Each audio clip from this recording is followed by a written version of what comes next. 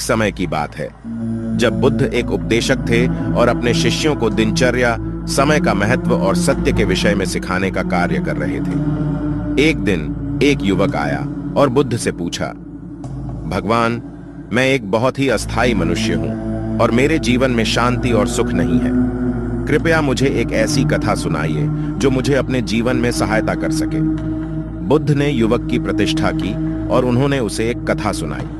एक बार एक राजा ने अपने शासन काल में एक विचित्र बाग बनाया। इस बाग में एक शांतिपूर्ण झरना था जो सबके आगे चलता रहता था। राजा ने निर्माण कार्य में लाखों सोने के तारे डाले और इसे अपने राजमहल के पास बसाया।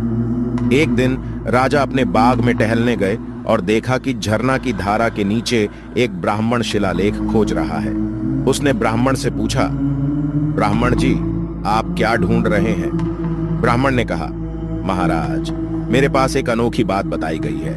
इस झरने के नीचे छिपी सोने की खजानी है जिसको प्राप्त करने वाला मनुष्य संपूर्ण धन का मालिक बन जाएगा।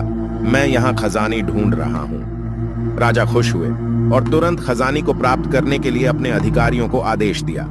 झरने के नीचे की धारा बंद करने के बावजूद वे खजानी को नहीं पा सके।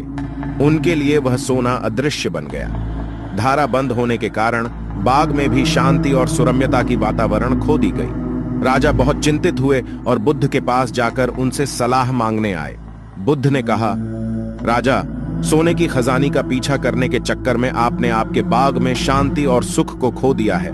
सोना अपरिमित धन नहीं है, लेकिन आपने अपने जीवन के महत्वपूर्ण मार्ग को नजरअंदाज कर दिया है। युवक ने बुद्ध से पूछा, भगवान, इस कथा से क्या संदेश मिलता है? बुद्ध ने कहा, यह कथा हमें यह बताती है कि सुख और शांति भीतर से आती है, न कि बाहर से। यदि आप सच्ची खुशी और शांति पाना चाहते हैं तो आपको अपने भीतर के खजाने की ओर देखना चाहिए। यह मानवता में गहराइयों में सदियों से एक सत्य है और हमेशा रहेगा।